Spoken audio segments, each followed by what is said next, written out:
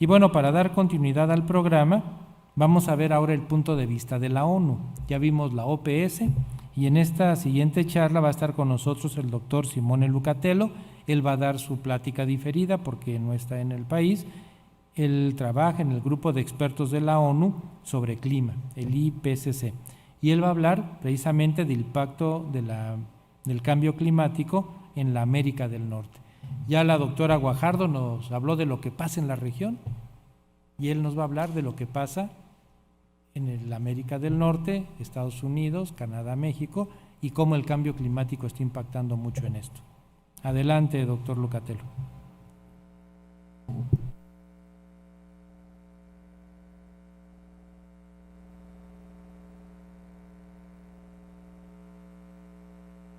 Muy buenos días, muchísimas gracias en primer lugar a los organizadores del evento, al doctor Carillo Esper y a todos los colegas que participan en este Congreso de Cambio Climático, su impacto en la salud humana y planetaria.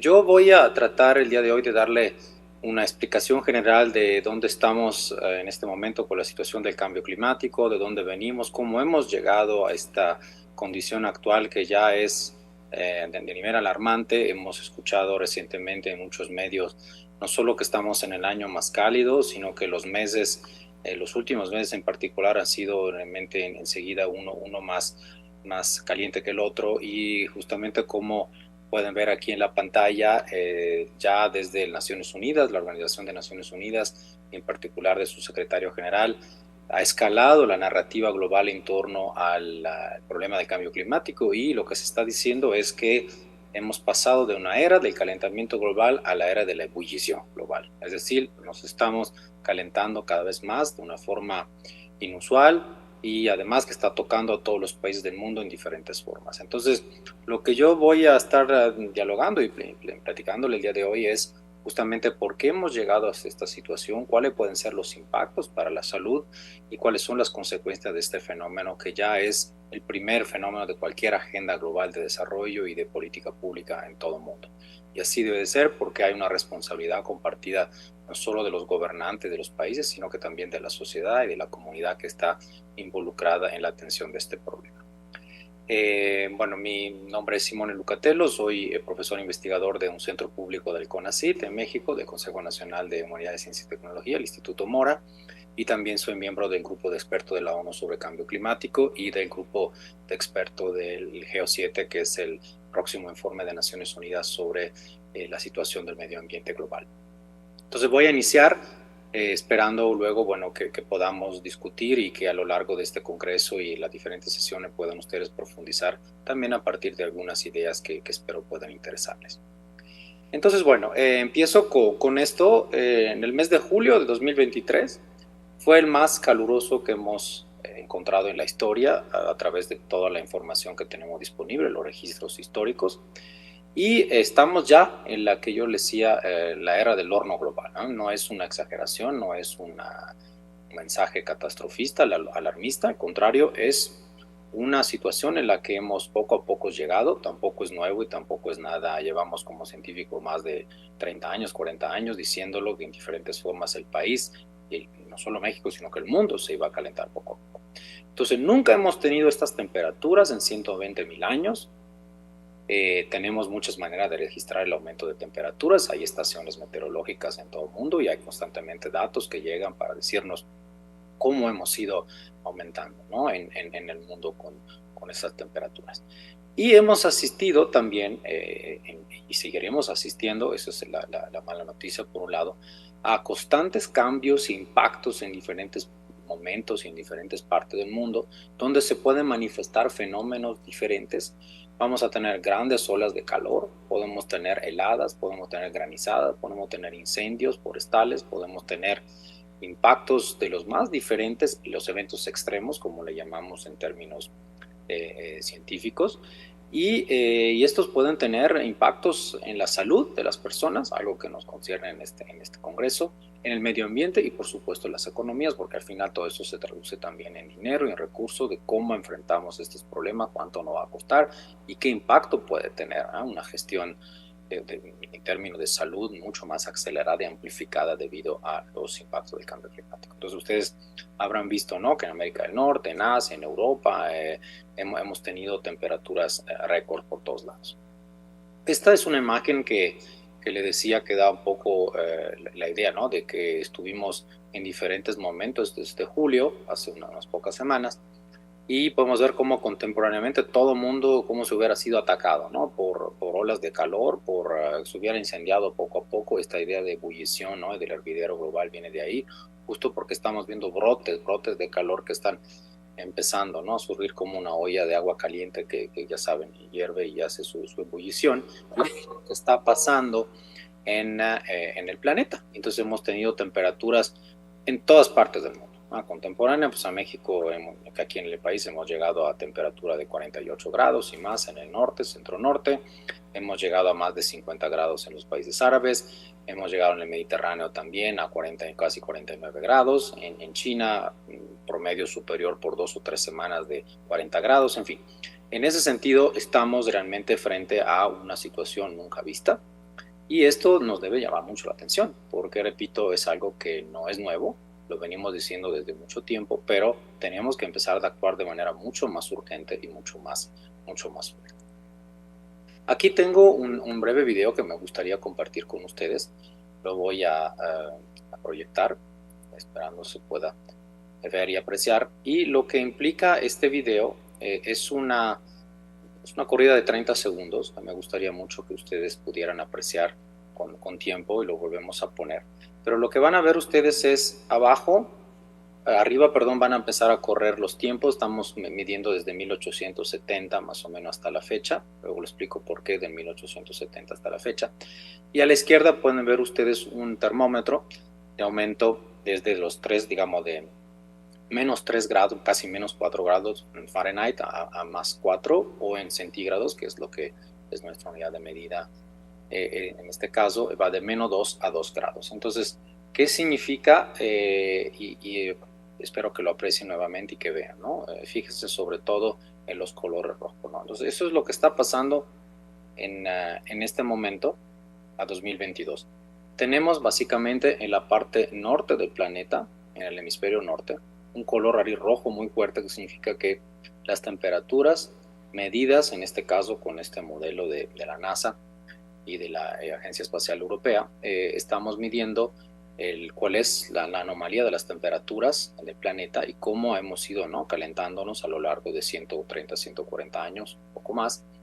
Y eso porque, bueno, nos estamos remontando desde el periodo de la Revolución Industrial, que es más o menos nuestra línea base de partida para medir este cambio global que estamos teniendo, ¿no?, las emisiones llamadas antropogénicas. Ahora voy a abundar un poco más, pero es decir, estas emisiones de gases a efecto invernadero que estamos nosotros proyectando o emitiendo ahora y que suben en la atmósfera debido a los procesos industriales, debido a la quema de combustible fósil, debido, en pocas palabras, a un modelo de desarrollo que hemos venido intensificando desde justo el periodo de la Revolución Industrial, con la introducción de la maquinaria y de otros usos intensivos para la agricultura, para la energía y todo lo que nos sostiene básicamente en este momento como desarrollo económico y de crecimiento global. Entonces, nuevamente, para ponerlo una última vez, lo que ustedes pueden apreciar es justamente cómo, ¿no?, hemos poco a poco ido aumentando en digamos, en el planeta, con las características que yo le comentaba, ¿no? Ustedes se fijarán también, hay momentos y hay manchas así a nivel global en el planeta, en los océanos, luego en la tierra firme, donde pues podemos apreciar estos cambios, ¿no? Y hay también, digamos, se lee de diferentes formas, pero pues ahí le dejo la liga para que también con calma la puedan estudiar y la puedan ver. En ese sentido, déjenme continuar con mi presentación para comentarle en pocas palabras, pues sí, por qué hemos llegado entonces a esta situación. Entonces yo lo que voy a hacer es justamente explicarle a través de una serie de preguntas por qué nuevamente hemos llegado a esta situación. Entonces la primera es, bueno, ¿qué nos está pasando?, ¿no? Y más allá de las alarmas y lo que les decía del calentamiento, el enfriamiento, todo lo que conocemos por los medios de comunicación o por las diferentes interpretaciones que hay y las lecturas que nos dan sobre este tema, pues hay una situación muy compleja. En este momento nos estamos enfrentando a una triple crisis planetaria, así le llama Naciones Unidas, el programa en la ONU especial para el medio ambiente. Tenemos una fuerte alteración climática, una pérdida de la naturaleza y de la biodiversidad, es decir, todo lo que es flora, fauna, todo lo que nos abastece como producción ahora sí del planeta natural para satisfacer a nuestras necesidades de crecimiento está en una degradación, un deterioro brutal debido no solo a su sobreexplotación, sino que también a un mal uso y también a los impactos de otros factores no sistémicos como decíamos el clima o otro tipo de factores. Y luego tenemos también la contaminación de los residuos, en particular América Latina es una de las regiones que más tiene producción de basura, de residuos, y también tiene una gran dificultad en el reciclado y en ahora sí, el abatimiento, digamos así, de esta contaminación que se acumula tanto en la tierra como en los océanos.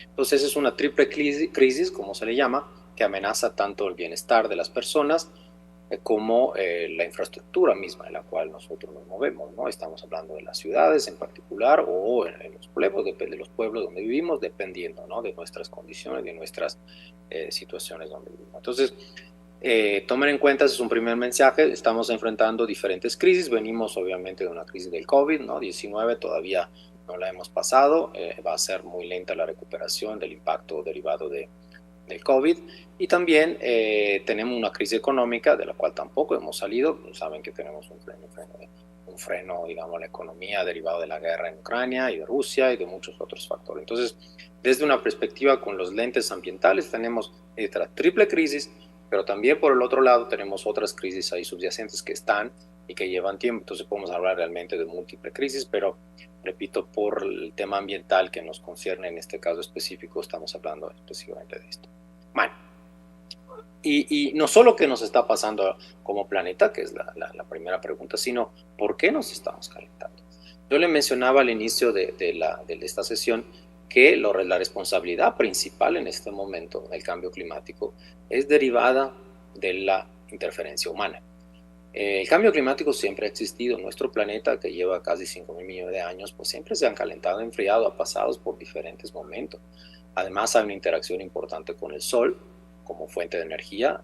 Hay un clima espacial, ¿no? También que afecta al planeta. Pero lo que sí hemos notado de manera muy contundente, y que es la evidencia científica importante, es que las emisiones que estamos produciendo, derivada nuevamente de estos procesos que yo le comentaba, son las principales responsables de este calentamiento.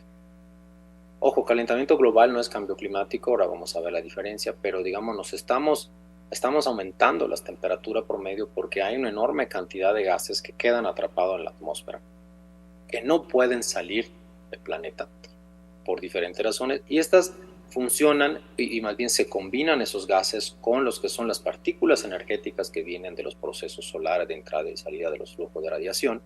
Y de manera muy sencilla hay como que imanes arriba de nosotros acá en la atmósfera que van captando y capturando los diferentes gases, y funcionan que, bueno, calor más calor da, obviamente, 1 más 1 da 2, entonces da más calor. Y eso, junto con otros dinámicas más sofisticadas, digamos, estoy simplificando mucho, pero el proceso, digamos, dinámico y biofísico del planeta con su interacción con el exterior, con el cosmos es esa, y en particular con el Sol. Pero digamos que las emisiones, repito y vuelvo al tema, son estas responsables principales de este calentamiento. Y desde el campo científico nosotros le llamamos cambio climático porque el calentamiento es este aumento de temperatura, pero todo lo que son los efectos de este aumento de temperatura en la regulación propia del planeta y de su propia vida, ahora como casi fuera un organismo, diría, ¿no? Lovelock y otros autores, sería, digamos, un impacto tan fuerte que estamos hablando de un cambio propio del clima, ¿no? Derivado de este aumento de temperatura. Entonces, volvemos, bueno, ¿cuál es este cambio climático? Entonces, no, como fenómeno, deriva justamente del uso en particular intensivo y extensivos de petróleo, del gas, del carbón, todo lo que nos sirve para transformarnos, para movernos, para mantener nuestra industria y también para muchas otras actividades que son de la vida cotidiana en nuestras sociedades. Como yo le decía, bueno, sabemos que esa es la otra cosa que sabemos desde la perspectiva científica, pues vean un poco, este también es uno de los últimos datos. Los últimos 9 años también han sido los más cálidos del planeta y ustedes pueden notar claramente en esta gráfica, desde 1880 más o menos, ¿no? Remontando al video que vimos anteriormente hasta la fecha, cómo estas temperaturas de la superficie del planeta han aumentado. Ojo, no estamos hablando de una temperatura específica en un país o en una zona, sino que el promedio de la superficie del planeta. Esto es muy importante tomarlo en cuenta porque significa que también hay, a pesar de que, digamos, una idea de un crecimiento uniforme de la temperatura, hay también países que se están calentando más que otros. Es el caso específico de algunas zonas, en particular en la franja tropical, por diferentes razones, pero digamos, tenemos este aumento. Y preocupa mucho porque en pocos años hemos llegado, ustedes ven aquí, casi 1 grado de temperatura. Para nosotros como seres humanos, me gustaría hacerles esa analogía porque creo que puede ayudar mucho a explicar lo que está pasando. Nosotros como seres humanos, pues salimos, por ejemplo, ¿no? En la mañana cuando hace frío, pues salimos tapados y luego durante el día nos quitamos nuestra ropa porque, bueno, un poco a cebolla, ¿no? Nos vestimos y desvestimos dependiendo de si sentimos o no calor, frío, etcétera, etcétera. Bueno, eso, digamos, es la dinámica del ser humano. Pero el planeta eso no lo puede hacer. No tiene manera de protegerse como podemos hacer nosotros como seres humanos. Entonces, lo que le pasa al planeta es que se va calentando poco a poco. Y no puede regresar a su temperatura promedio si no actuamos nosotros de manera drástica para ayudarle a que bajen todas estas emisiones y toda esta contaminación. Entonces, en pocas palabras, estamos poco a poco aumentando, yendo a una tendencia, todas las gráficas disponibles a nivel global, un 99% de certeza científica en torno a esta idea de que nos estamos calentando derivado, ¿no? Del impacto antropogénico. A pesar de que existen también, ¿no? Algunas visiones, el famoso escepticismo o el negacionismo, ¿no? Hay que decirlo, hay gente que no cree en estos fenómenos, o hay gobiernos que impiden además hacer acciones para que estas cosas pasen. Y hay que decir las cosas como están. Estamos también en un momento global donde varios gobiernos no están tomando en serio la situación del cambio climático, la consideran un invento o la consideran también una forma, digamos así, para mover la atención o quitar la atención sobre ciertos otros problemas de mayor temperatura y de mayor importancia. Entonces, bueno, tenemos que pensarlo, pero acá desde la perspectiva científica estamos sumamente no seguros y tenemos muchísimos datos y evidencia de que esto no solo es un hecho, sino que va a pasar y va a pasar de manera muy rápida y de manera muy contundente. Entonces, aquí nuevamente toman en cuenta que estamos hablando de un aumento, ¿no? De una constante de la temperatura promedio. Ya es un poco mencionado qué provoca el cambio, bueno, el calentamiento global y cómo lo reducimos. Yo le decía, ha existido desde siempre. De hecho, eso es otra cosa importante que tenemos que mencionar. Ojo, no es malo el calentamiento global. El calentamiento global o efecto invernadero nos sirve o sirve para el planeta para que tengamos vida. El promedio de la temperatura del planeta es 14, 15 grados en general, entre 14 y 15, y le decía, estamos aumentando. Pero esos grados son los que permiten la vida en el planeta.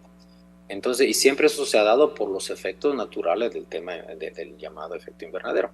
Entonces, no pensemos que sea malo. El problema es que si nosotros alteramos ese equilibrio con nuestra intervención, que es lo que es el problema de fondo, vamos a modificar todo el sistema planetario y vamos a tener unos impactos, como yo le decía, muy, digamos, erráticos, y también con una gran incertidumbre, porque tampoco sabemos cuánto van a durar, dónde van a estar, y con esta idea que le decía de la ebullición, usted nuevamente piensen, imagínense, ¿no? Un espejo de agua que está en ebullición, pues no sabe dónde va a salir la burbuja, es muy difícil atinarla, entonces, y no hay manera, salvo que hagamos algunas predicciones, pero eso es una cuestión de modelos y de escenarios, ¿no?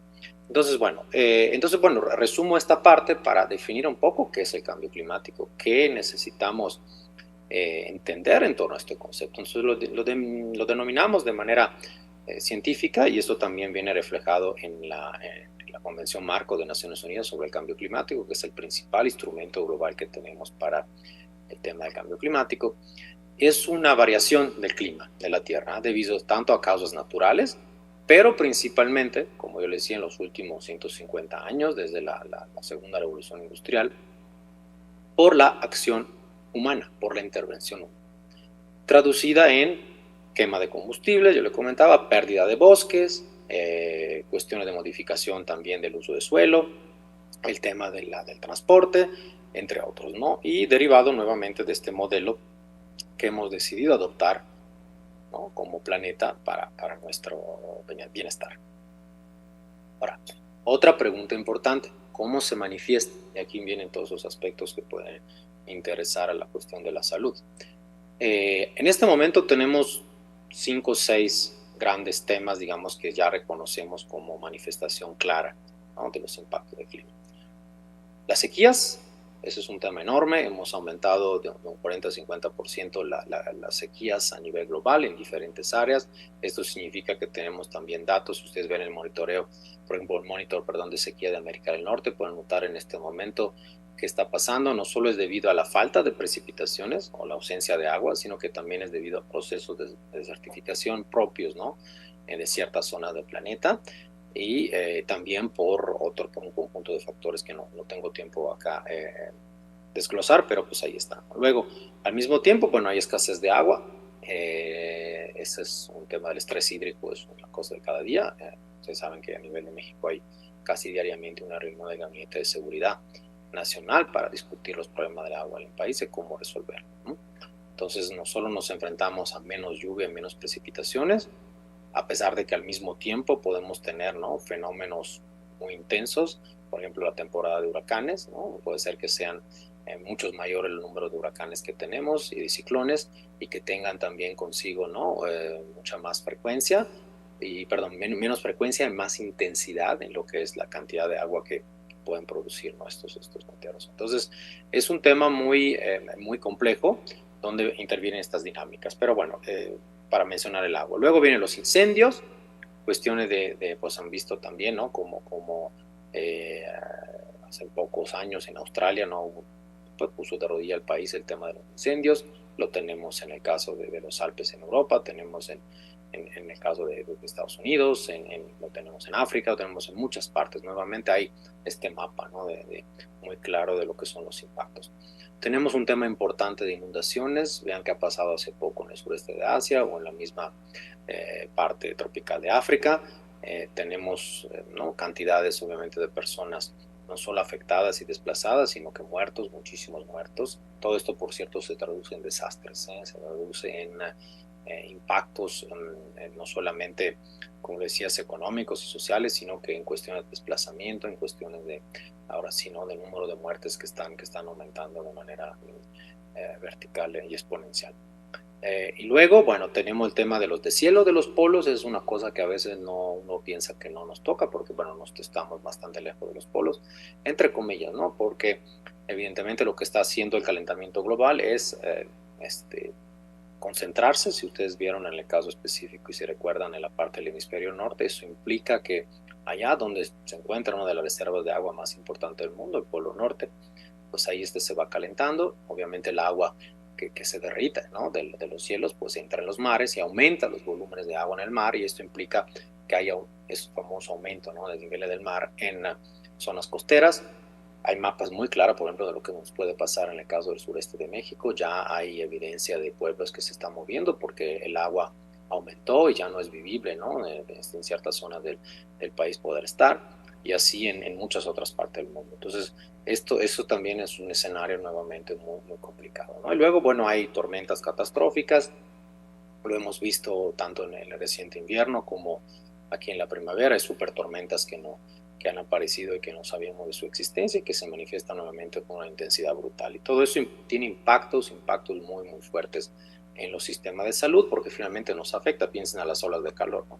Y aquí la pregunta sería, bueno, ¿estamos preparados frente a un aumento de estas olas de calor? ¿Cómo respondemos desde el sistema salud a este tipo de manifestaciones, ¿no? No solo si estamos preparados, sino qué podemos hacer y cómo nos enfrentamos, ¿no? Entonces ya hay ahí se le llama adaptación al cambio climático, ya hay acciones que se están tomando en otras latitudes, ¿no?, reconvirtiendo, por ejemplo, los espacios durante los periodos de verano cálido para que la gente tenga refrigerio y que pueda, sobre todo los turistas, ¿no?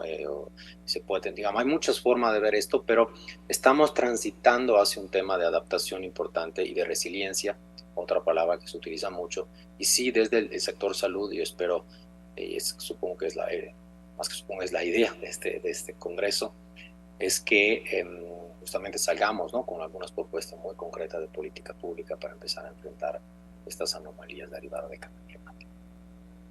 Voy a ir un poco cerrando con el tema de qué podemos hacer. Esa es la gran pregunta, ¿no? Hay muchas formas de actuar. Hay una idea de que tenemos que ser muy urgente, tenemos que acelerar las acciones, porque el cambio climático no está parándose para nada, al contrario, acelera.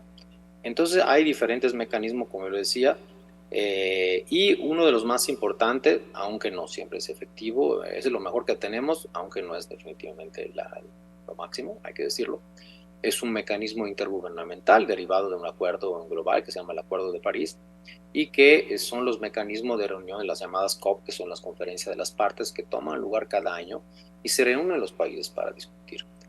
Ya hay mucha presión en torno a estos eventos internacionales porque no se están tomando las decisiones de manera clara y urgente como necesitamos. Y si ustedes ven aquí, como le pongo en la lámina, más de, digamos, el 80% de las emisiones globales viene de los países del G20. El G20 es esta organización de los países más industrializados, pues está México ahí también. Y bueno, pues estos países se han comprometido, pero son, ahora sí, deseos, ¿no? Son pledges, como le dicen en inglés, son ambiciones, ideas que queremos, que nos gustaría hacer, pero realmente de ahí a que lo hagamos es muy diferente. Entonces lo que estamos asistiendo también es ahora sí, ¿no?, a procrastinar por parte de los países sus acciones por diferentes razones, porque este tema principalmente de la transición ecológica que queremos hacer, es decir, llegar a 2050, 2060, ya digamos, sin depender más de los combustibles fósiles y todos los que son estas fuentes de contaminación, es un tema que cuesta mucho a los países, cuesta mucho y toma tiempo. Entonces no están dispuestos en este momento muchos países a renunciar, ¿no?, a su propio desarrollo, justamente. Ese es un tema, ¿no?, de debate importante, pero no están digamos, con ese deseo de cambiar tan rápidamente el sistema, porque dependería para muchos ya no depender de lo que son tus recursos naturales, como el petróleo, como el gas y otros, que son los que te han dado ahora sí, tu crecimiento, ¿no? Hay otros factores, no voy a entrarle, algunos países no llaman el tema del derecho al desarrollo, otros dicen que necesitamos mucha tecnología para hacer la transición, hay responsabilidad también de países más contaminantes que otros, entonces hay realmente un montón de argumentos ahí que se encuentran y que se debaten para poder definir cómo resolver el problema, pero el hecho de fondo es que hay que hacer algo y de manera inmediata. Y ahí es el gran mensaje, pero nos topamos también nuevamente con visiones específicas de los países, nos topamos con esta idea, ¿no?, de que a veces el cambio climático es un tema exagerado y que, bueno, merece otro tipo de atenciones, ¿no?, tal vez no tanta como le estamos dando, en fin, toda una serie de cuestiones muy delicadas. No tenemos tiempo ahora de platicarla, pero es muy importante que se tomen en cuenta que hay por ahí obviamente una salida que es esta por parte de los gobiernos, pero luego toca a nosotros como responsabilidad de ciudadanos, ¿no?, hacer lo que podamos en relación al cambio climático. Y con esto me refiero a acciones también sencillas y cotidianas desde nuestra casa, ¿no?, como el tema del reciclado, la cuestión del uso del agua, la cuestión de los focos, todo lo que es nuestra huella, ¿no?, ambiental, todo lo que nosotros dejamos en nuestro entorno, nuestra manera de transportarnos y esos vehículos que a veces no solo que gastan mucho en términos de gasolina, sino también de emisiones. Entonces, toda una serie de cosas que tenemos que pensar a nivel individual, de conciencia y de educación ambiental, justo para poder transitar de manera constante, todos juntos, ¿no? No solo esperar a que esto sea algo que tienen que resolver los gobiernos, sino que nosotros mismos tenemos que hacerlo. Voy, cerrando, diciéndole que justo este año la COP, hemos llegado al número 28. 28 son los años desde los cuales estamos trabajando desde la Convención Marco de Naciones Unidas en 1992 y luego con su ratificación en años posteriores. Estamos trabajando en torno, ¿no?, a cómo resolver este problema.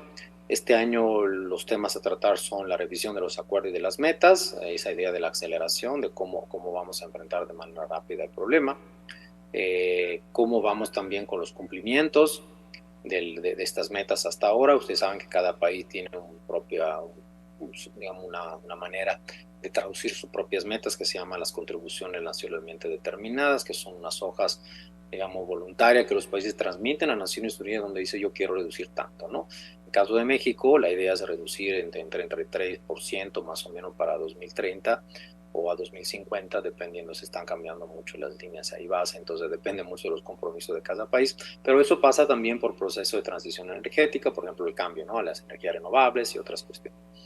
Y ahí es importante, lo menciono porque justo la idea de este cambio, ¿no?, de combustible fósil a la energía limpia es crucial para la transformación global. Entonces todos los países poco a poco se están dotando de sus instrumentos, ¿no? Pensamos, no sé, el caso del Plan Sonora acá con Estados Unidos, específicamente, ¿no?, el tema de la energía solar o la energía eólica y otros procesos que podrían ser de beneficio para este cambio de matriz energética. Y luego el gran tema global es esto de la justicia climática, porque lo que está pasando es que el cambio climático sí pega a todo el mundo, pero no pega de manera pareja. Es decir, hay países que no tienen responsabilidades en las emisiones globales, en particular los países menos desarrollados, pero son los que más reciben los impactos del cambio climático.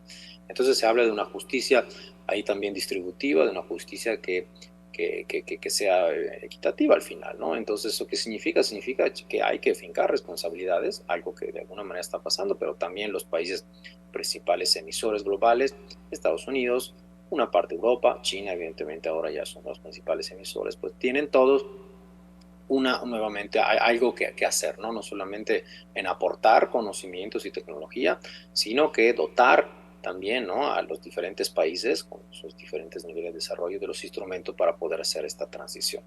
Así que, digamos, esos son los temas con los que yo cerraría esta intervención, agradeciéndole mucho la atención y, bueno, esperando poderlos ver en el futuro y discutir más a detalle de este grave fenómeno. Muchas gracias.